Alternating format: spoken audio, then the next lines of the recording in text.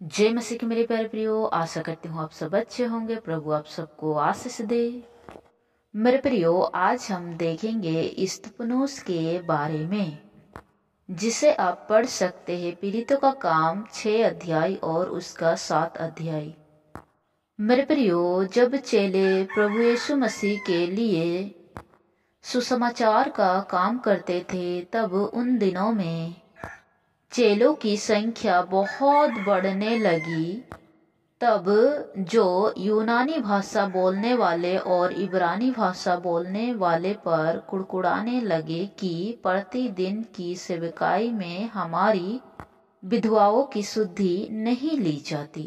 मेरे प्रियो, चेलों की संख्या बहुत बढ़ गई थी, इसीलिए चेलों ने कहा कि 7 ऐसे भाइयों को चुनो जो पवित्र आत्मा से और बुद्धि से परिपूर्ण हो। तब उन्होंने वैसा ही किया और तब मंडली के लोगों ने 7 भाइयों को चुना। उनमें से स्तफनुस भी था। तब चेलों ने उनके लिए प्रार्थना किया और परमेश्वर का वचन फैलता गया। और उन दिनों में स्तफनुस पवित्र आत्मा से भरकर परमेश्वर का काम करने लगा। बहुत से लोगों ने चंगाई को प्राप्त किया, बहुत लोगों ने विश्वास किया, बहुत लोगों ने मन फिराया और तेजी से बहुत जगहों पर परमेश्वर का वचन फैलने लगा। क्योंकि उस समय स्तफनुस अनुग्रह और सामर्थ से परिपूर्ण होकर बड़े बड़े अद्भुत काम और चिन्ह दिखाया करता था। लेकिन जो फरीसी थे वे स्तफनुस का सामना ना कर सके, इसीलिए वे लोग कुड़कुड़ाने लगे और उन्होंने झूठा गवाह खड़े किए स्तफनुस के लिए कि उसे पकड़वाया जाए और उसे पकड़कर महासभा के सामने ले जाया जाए। और झूठा गवाह खड़ा कर उसको यो कहा गया कि यो मूसा और परमेश्वर के विरुद्ध में निंदा की बातें करता है करके।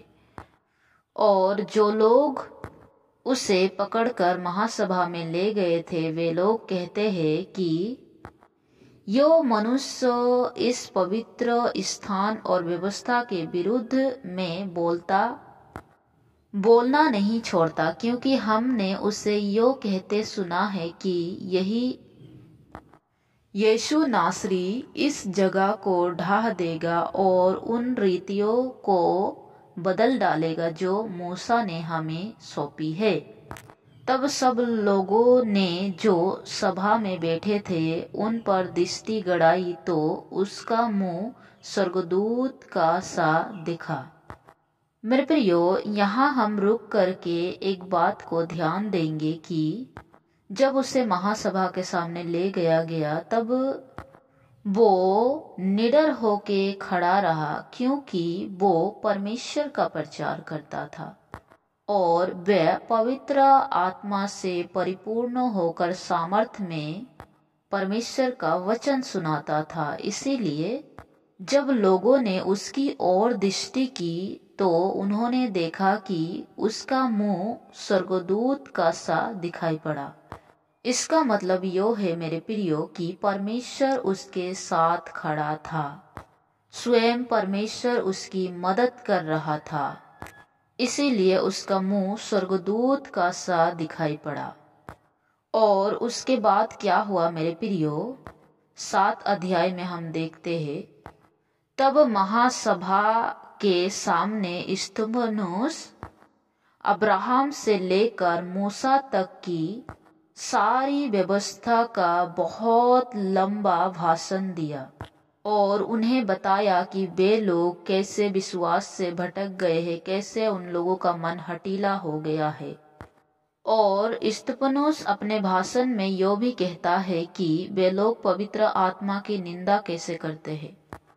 7 उसका 51, हे हठीले और मन और कान के खतना रहित लोगों, तुम सदा पवित्र आत्मा का विरोध करते हो, जैसा तुम्हारे बाप दादा करते थे वैसे ही तुम भी करते हो। भविष्यवक्ताओं में से किसको तुम्हारे बाप दादाओं ने नहीं सताया?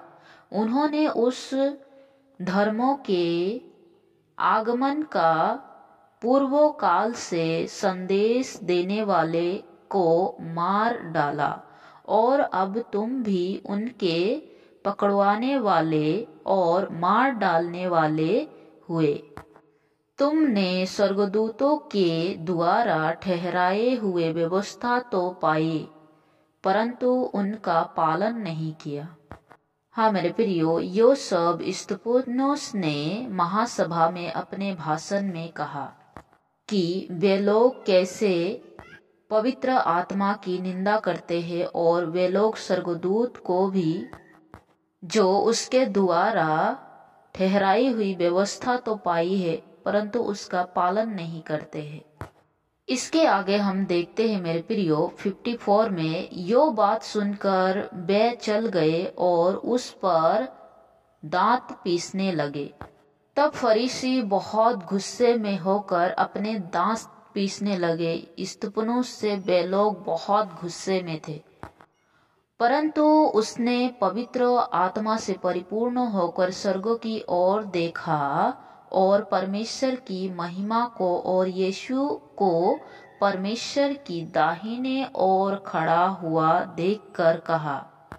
उस समय महासभा में जब स्तिफनुस खड़ा था, तब वो स्वर्गों की ओर नजर उठाकर देखा, और वो पवित्र आत्मा से परिपूर्ण होकर यीशु मसीह को परमेश्वर के दाहिने ओर बैठा हुआ देखा।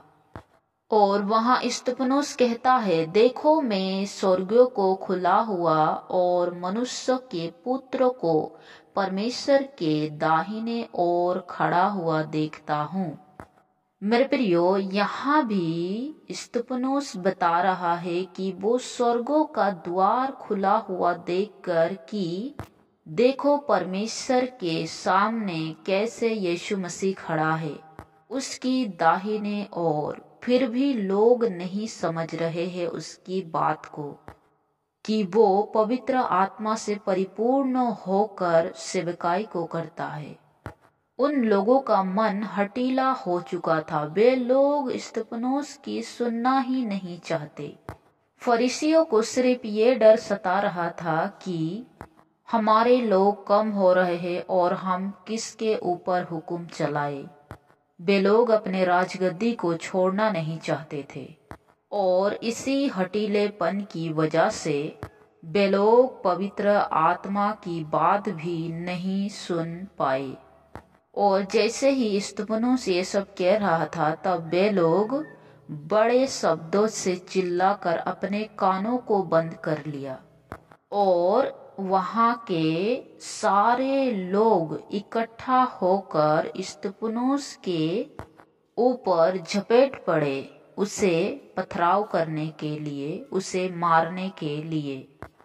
और वहां से उसे बाहर निकाला गया और नगर के बाहर निकालकर उस पर पथराव करने लगे।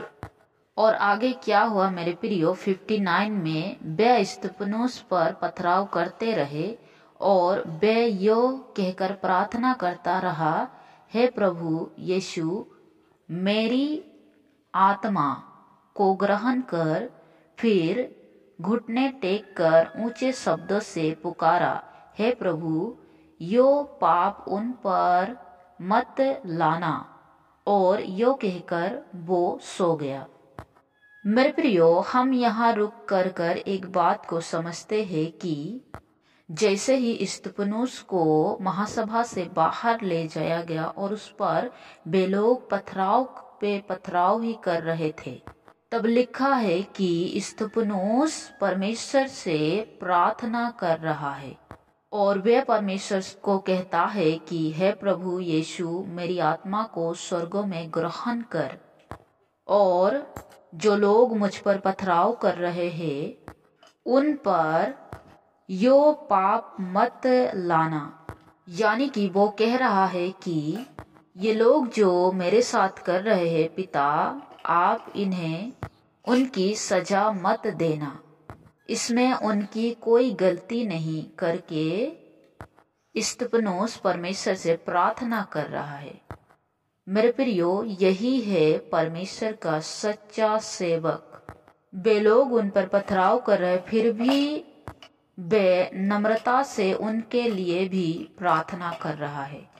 और यही बात को हम जब यीशु मसीह को क्रूस पर चढ़ाया गया था तो यीशु मसीह ने भी यही कहा था कि हे पिता, इन्हें क्षमा कर, क्योंकि यो नहीं जानते कि यो क्या कर रहे हैं। मेरे प्रियो, आज मसीहत को सताने के लिए बहुत कोई आते हैं, लेकिन हमें उनकी तरह नहीं बनना चाहिए, लेकिन हमें उनके लिए प्रार्थना करना चाहिए। और मेरे प्रियो, वहीं स्तिफनुस की मृत्यु हो जाती है और वहीं प्रभु के लिए सेवा करने वाला व्यक्ति स्तिफनुस शहीद हो गया। मेरे प्रियो, स्तिफनुस आखिरी समय तक वो परमेश्वर से प्रार्थना करता रहा, प्रभु के लिए लोगों को सुसमाचार बताता रहा, लेकिन लोगों ने उसकी नहीं सुनी और उन्हें पथराव करके उनको मार डाला, झूठे गवाह खड़ा करके। जिस तरह यीशु मसीह को जब पकड़वाया गया था तब बरअब्बा नाम के एक मनुष्य को छोड़ दिया गया था और यीशु मसीह को सूली पर चढ़ाया गया, जो कि उस समय बरअब्बा तो एक चोर था, वो लोगों को सताया करता था, वो अच्छा व्यक्ति नहीं था।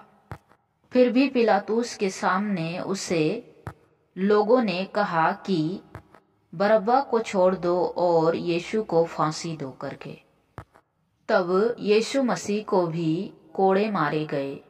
मेरे प्रियो, यहाँ हम यही सीखते हैं कि एक सच्चा सेवक होने के नाते स्तिफनुस ने वही किया जो यीशु मसीह ने सिखाया था। परमेश्वर ने जो सिखाया, स्तिफनुस ने वही किया। आखिर में उसने प्रचार करते करते अपने प्राण त्याग दिए।